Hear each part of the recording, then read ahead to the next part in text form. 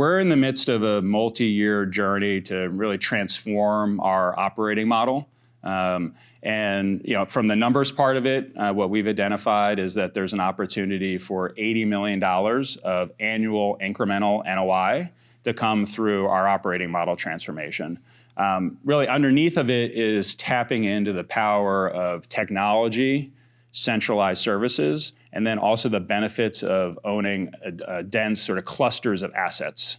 How has AvalonBay been adjusting its investment approaches in response to today's market environment? Yeah, we're fortunate with our balance sheet, one of the strongest balance sheets in the industry, to have the strength and the flexibility to consistently pursue accretive investment opportunities. And right now, there's really two areas that we've been prioritizing. One is in and around development. We're scheduled to start $1.7 billion of new development projects this year at a time when lots in the industry are pulling back. And as investors know, we target, when we're thinking about new project starts, we target 100 to 150 basis points of spread between our development yields and both our cost of capital as well as where underlying market cap rates are. And the market has supported us in that arena this year.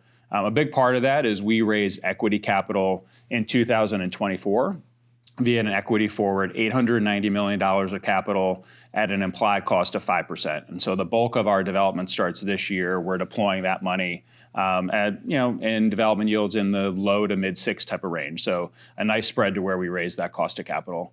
The other part that has us leaning into development in today's environment is we're definitely seeing construction costs come down.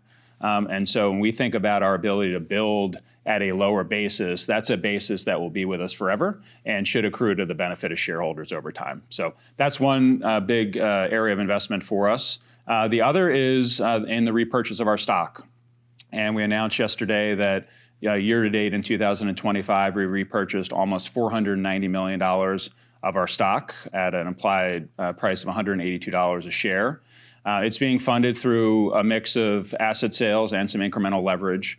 And on the asset sale side, what you can think about is effectively pruning the portfolio with some lower growth assets, and then using those proceeds to buy back our stock. And at today's pricing, we're trading in a roughly 6% implied cap rate range. So the opportunity to sell lower growth assets and then buy back the rest of our portfolio at what we see as an attractive yield has also been an area of investment for us. And generally, if you kind of put the two together, hopefully investors appreciate, we very much think about remaining nimble in our capital allocation approaches. And so you go back to 2024, issuing equity around a 5% yield and putting that towards future growth. And in today's environment, also buying back in shares and setting up the portfolio's growth profile in a stronger way going forward. And as you look ahead to 2026, are there shifts you're making to your portfolio strategy based on supply and demand trends? Yeah, we're constantly in the process of thinking about portfolio shifts, and maybe the two channels that I would highlight for you today. One is via acquisitions and dispositions, so the transaction market. In 2025, we're selling and buying both $900 million of assets, so about $1.8 billion in total transaction activity. And for the most part, the orientation there has been to sell slower growth assets, generally out of our established regions, and then redeploy that into suburban product in our established regions. So we've been going through that process over kind of multiple years. And when we think about the IRR of what we're buying versus what we're selling, our view is we'll be able to get 100 basis points of improved IRR for those go-forward assets. So all kind of in the construct of how can we proactively reposition the portfolio. And then within our disposition activity, there's certain sub-market moves that we make. And so as part of our $900 million of dispositions this year, a large portion of that was the sale of assets out of the District of Columbia. And that was toward our target. We've been looking to generally reduce our exposure in the Mid-Atlantic, but also within the Mid-Atlantic, we wanted to shift more of our portfolio into Northern Virginia. And so on the heels of that transaction, we'll have about 50% of our portfolio in the Mid-Atlantic shifted in Northern Virginia. So those are the type of kind of strategic makes that we move that we think will position the portfolio for stronger growth going forward. So that's the transaction side. And then we also reshape the portfolio through the decisions we make on development, which I talked about before. And one of the noteworthy dynamics for this year is about 40% of our development starts are actually in California, a market where we have not seen a lot of activity over the last couple of years, and specifically in Northern California as well as in San Diego. And what we've seen there and has led to the increased activity is, Northern California rents have started to improve after a couple year of lulls. In San Diego, it's been relatively healthy kind of rent growth, but construction costs, have come down. And so we've been able to lean into markets, again, at this lower basis in areas where we really haven't been able to produce our type of product. And then maybe the kind of last part on this topic, just kind of continuing that. The other part of portfolio shaping that we get via development is we really can build the product that we think is where demand's headed towards. Right, so we're unique at AvalonBay in that we're both we're a developer, but also a long-term owner. And so we really do think about where's demand going and how do we build the product that's going to be best suited for that demand. And so in today's environment, generally all suburban type of product and tends to be lower density. So as an example, we're building a lot of townhomes today because when you think about aging millennials, they're looking for more of a home type of feel in their apartments. And so we're able to deliver that type of product increasingly throughout our portfolio. And what resident experience upgrades are delivering the most value right now? Yeah, we're in the midst of a multi-year journey to really transform our operating model. And from the numbers part of it, what we've identified is that there's an opportunity for $80 million of annual incremental NOI to come through our operating model transformation.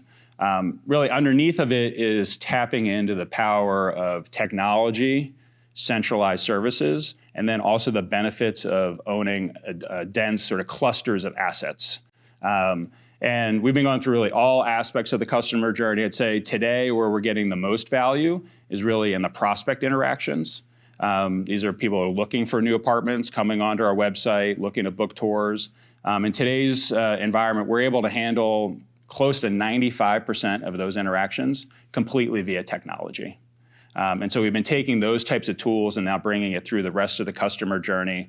You think about the application and leasing process. Over the last couple of years, we've completely automated and digitized that process. There's a lot that we're doing to enhance the renewal process so that many customers can just be kind of one-click type of shopping on that side. And what's exciting about this ecosystem of technology, centralized services, and the operating density is it doesn't stop here, There's sort of constant innovation, and particularly in the world of AI, there's a lot that we are focused on. There's a lot that we have in R&D and sort of in the lab that we're excited about in the future. And you think about how we're going to market to customers in a world of AI, That's likely to substantially change. You think about customer service, you think about pricing.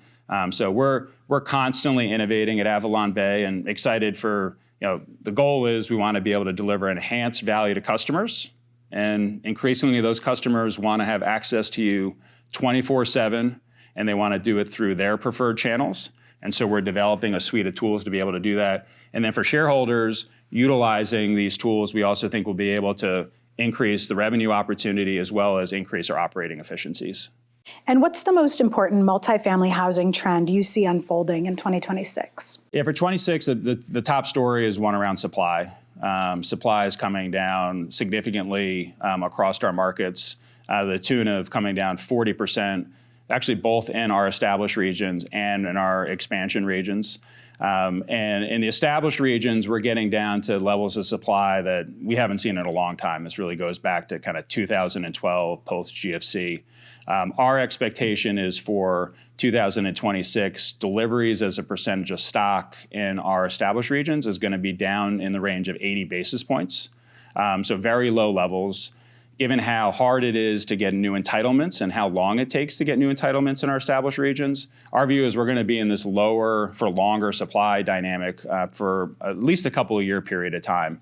And so we don't need a ton of incremental demand to be able to really start to push economics given that supply backdrop. And so I think that'll be the story this year. I think the outperformers this year, you think about markets, will continue to be those markets with the lowest levels of new supply.